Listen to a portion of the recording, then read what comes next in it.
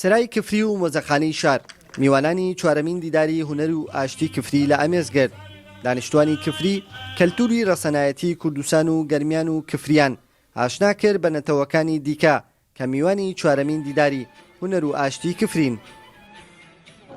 لە ڕۆژی یەکەمی دیدارە بڕگەکان بەم جۆرە دەستی پێکرد لە وتاری لیژنەی باڵای فستیڤالەوە، دواتر بەرەو دەنگی ڕەسەنی کفری و مەقاماتی کفری، دواتر بە فیچەر فیلمێک لەسەر کفری، دواتر بە چەند تابلۆیەکی هەڵپەرکێ و بۆ ڕۆژی دووەم بۆ پانێڵەکانی مەقامات و پانێڵ لەسەر ژینگە، بۆ شانۆکانی کەرکووک و سلێمانی، بۆ ئەمڕۆی کۆتا ڕۆژی دیدار کە ئەکاتە تەواوی ئیشە کللتوریەکان. ئەمڕۆ نمایشی گروپی دەربەنی خان بە گروپی دەفی دەربەنی خان لەگەڵ ئەو دیزاین و دیکۆرە کوردی و کوردەواریە و لەگە دروستکردنی کۆی خواردنە کوردەواریەکان لە ئەمڕۆیا وەک کەرنەڤاڵێکی کللتوری و ئەوەی لە باگراودی منە دەرەکەوێ ئەو پیشانگە نیوچە شێوەکاریە لەگەڵ کۆمەڵی کاری دەست لەو دیویشکاری دەستی خانمانی دەست ڕەنگین.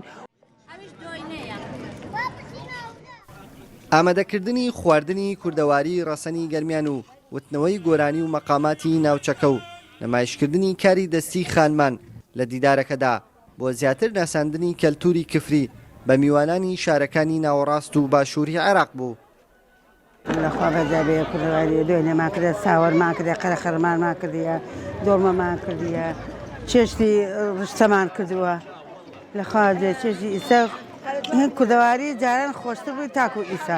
ئاشنا بووین بە چەنەها کار وەکو کاری شانۆیی، کاری دەستی، نمایشکردنی تابلۆکان و پێشکەشکردنی خواردنە کوردەواریەکان کە بە شێوازی کوردانە هەموومە ئامادە کرد لەسەر دار لەگەڵ ژنە بەتەمەنەکان، کچە گەنجەکان کە چەنەها خواردنی جۆرە و جۆری تیا بوو، هەمووی فولکلۆری کوردی بوو کە نمایشی ئەکرد. زۆر خۆشحاڵ بووم کەوا بەزانیم کردووە لە چوارەمین دیداری هونەری و ئاسی لە شاری کفریدا.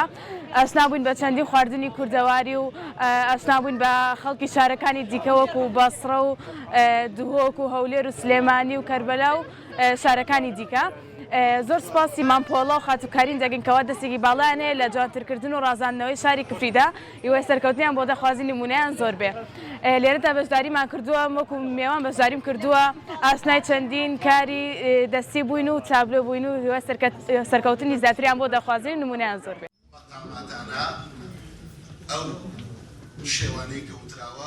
چوارەمین دیداری هونەر و ئاشتی بە سپۆنسەری ڕێکخراوی هاوکاری ئەڵمانی بەڕێزلێنان لە میوانان و گروپە شانۆیی و میوزیکەکان و ڕاستپاردە بۆ دیداری داهاتوو کۆتایی بەکارەکانی هات.